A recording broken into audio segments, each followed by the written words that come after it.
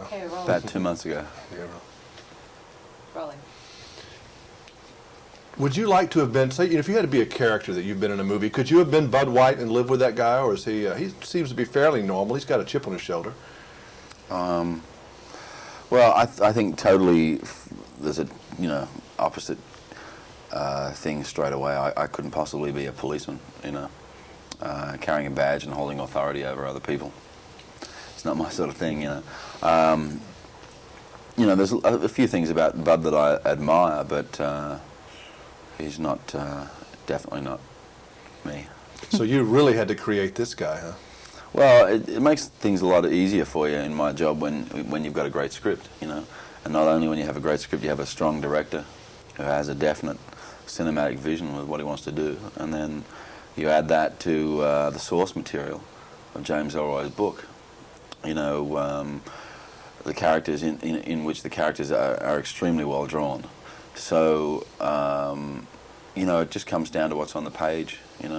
You could probably do versions of this guy in 50 movies that wouldn't get anywhere near the quality of writing. How affected are you by the people you work with? Well, obviously, when you have a friendship, when you have some personal connections, the day-to-day existence on the set is easier. But it's not an absolute requirement. You can do scenes with anybody regardless of their attitude or whatever, because that's the nature of the job. Does it affect you whether you like the character personally? I mean, you said that Bud was very different than who you are. I think sometimes I'm not one of those people who are in the school of having to love the character.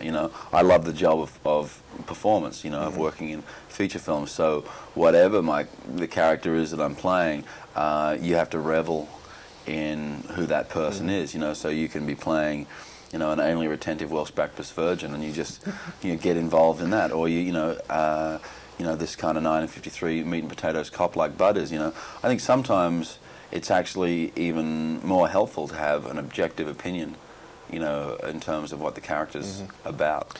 Did you have to pretend really hard to like and find Kim Basinger attractive? Was that really a hard thing for you to do? Yeah, a bit of a stretch. No. Kim is a really lovely woman and a very fine actress, and we had a lot of fun together. She's a great dancer, Kim. And we spun around that floor. You have to kind of get past the initial fact that it's Kim Basinger, I think, first, so you can work with her, because she comes with a lot of sexy baggage, I call it. Or were you aware of that sexy baggage? Yeah. Obviously, she's a huge star. I know her work quite well, but you always try and keep a blank slate when you first meet people, and give them the benefit of the doubt that they are as negatively affected by their supposed media image as you feel sometimes people unfairly treat you. Do you ever get not necessarily intimidated? That's possible. I've certainly felt that at times. Or just nervous around not knowing how people are going to be with you and where they're going to like you, and all these other intangibles that are going on beside the fact you got to learn your line and be a character? I don't spend that much time worrying about it. If things are going to fall into place, they fall into place. I have a very Australian attitude about that. She'll be right, mate. If it works out, it works out. Like I said, you don't necessarily need to have a great friendship, but to do the scenes. But that intangible of chemistry, the thing that people talk about, that comes when you have a personal relationship on a deep level with your co-star, whether it be male or female. Do you particularly enjoy watching yourself in the movies?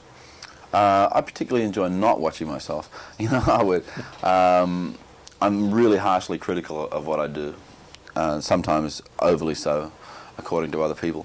But, I think that's a very healthy state of mind to have. It's a very hard job in a lot of ways, and you've got to seek to be trying to perfect it. You've got to aim high. Yeah, you would be kind of a freak if you really did like watching yourself, wouldn't it? I can't wait to put on my next Russell Crowe movie. Let's watch it again. Or let's go home and see Jimmy Carter reruns. Yeah, right. Yeah. Couldn't do that either. But you do have to watch yourself to be able to see what you're doing, though. It's kind of like medicine or constructive criticism. You really have to see yourself, don't you? Yeah, I think, but also the main point is that you've got to get your job done on the day. There's a lot of people who go to dailies religiously, and I think that's a pointless exercise.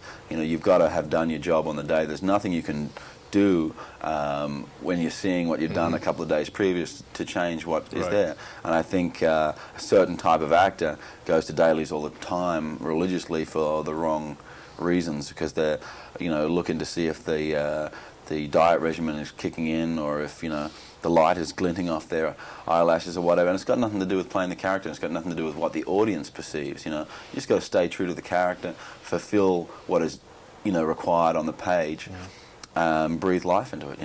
Fun movie. I liked it. Cool, Good man. to see you. Thank you. All right.